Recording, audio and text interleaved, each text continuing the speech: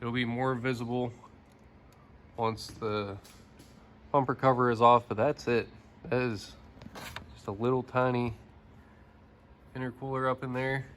So we're gonna put the old IE unit in and we are ready for stage 2. All right, so getting started with this intercooler. He had a nice collection of leaves in here. Just basically hit the highlights. There are Torx here, here, here, here, and here are just push pins. There's about 1 million Torx up underneath, which, I mean, you're gonna find all those. The key points that aren't blatantly obvious are loosening up these two 10 millimeters on each side. And then another one, if you're looking through right around yonder, there's a 110 millimeter on each side. So for reference, it's like just below the headlight, kind of tucked up in there. But the body color of the car should be a good indicator of that. So obviously, you don't want to pull the bumper off immediately. Just because they're pretty easy to get to, I just quarter turned the fog light bulbs out.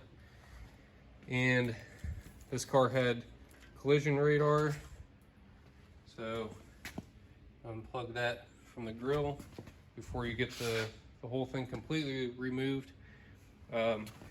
This car doesn't seem to have the headlight washers, but if your car has that set up, actually it does have headlight washers, so they don't go with the bumper on this like a Golf R. So yeah, just gonna start pulling more stuff off. The factory charge pipes come loose, the horns, this bumper rebar is gonna come off, and remove the factory intercooler to make room for that guy. So I'm not gonna do a full DIY video on this, just a little highlight reel for any of you guys who might be doing this job.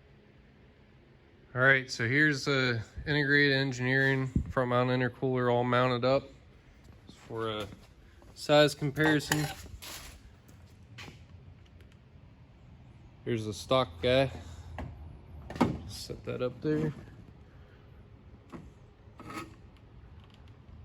It would be down lower, but it's kind of awkward to hold the camera and the intercooler at the same time. So pretty straightforward installation.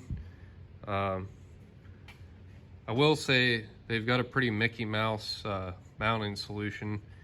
Basically, the only place it's solid mounted to the car is screwed into plastic here, and then just kind of like a clearance fit here. These brackets are pretty flimsy and just kind of pinching on there with set screws.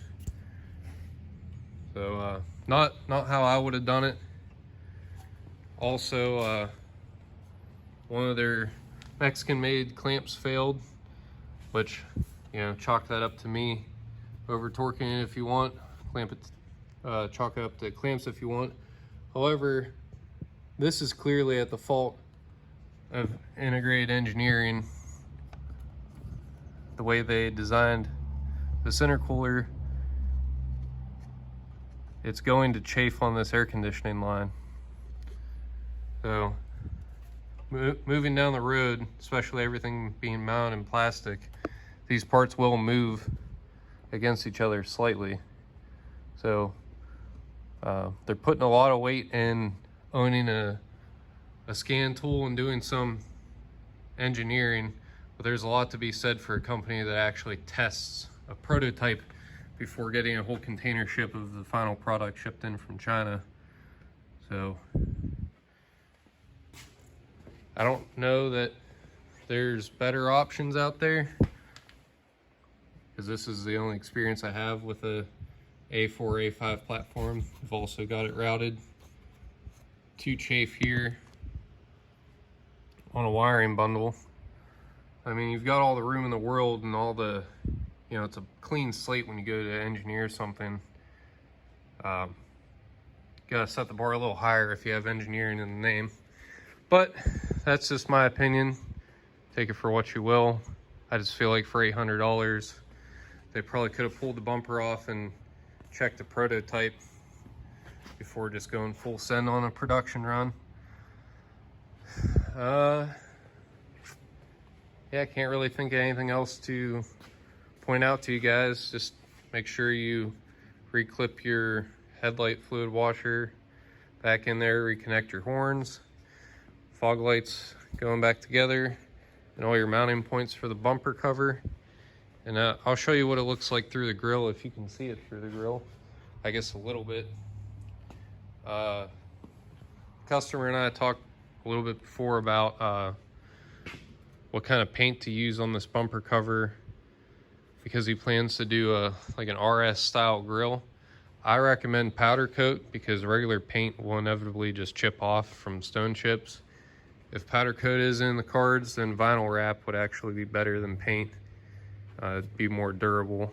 So dealer's choice on that. This is going back together with the stock bumper cover, and I don't have a powder coat guy per se here in the Carolinas, so that'll be addressed when the grill gets swapped out, whenever that is. So all right, I'll show you guys what it looks like all buttoned up once I get to that point. So just following up on the AC line, you have to be extremely careful because this is aluminum, and honestly, I'm not even recommending anybody do this, but I took it on myself to bend this line ever so slightly to gain proper clearance here. So that's not gonna chafe going down the road. But obviously, if you do that, do it at your own risk. If you break that line, then you're gonna have to obviously replace it and pay to have the Freon recharged, and hopefully you would do so before running the compressor without Freon in it, because it would ruin the compressor. So again, bit of warning, not necessarily saying to bend this at home, but when life gives you lemons, sometimes you gotta make a little lemonade and risk it to get the biscuit, or whatever hillbilly terms you want to throw at this. But I wasn't gonna let it go with it touching. With the wire loom over here, there really isn't a whole lot of choice, but that's not gonna leak Freon. Worst case, it'll probably chafe through the IE part. There's actually a plastic cover on that, so the wire should be safe. IE's part, maybe not so much, but without long-term feedback, who knows if it ever will. All right, another step done on the RS6-ish Allroad. You can see the intercooler pretty well through the grill. I'm sure out in natural light, it'll stand out better than kind of in the shadows here in the shop. Overall, it's pretty straightforward installation. Didn't take too long, and really didn't need to modify anything with the kit other than that little adjustment on the car side with the air conditioning line. So if you enjoyed the video, if you want to see more of the RS6-ish Allroad, hit the subscribe button.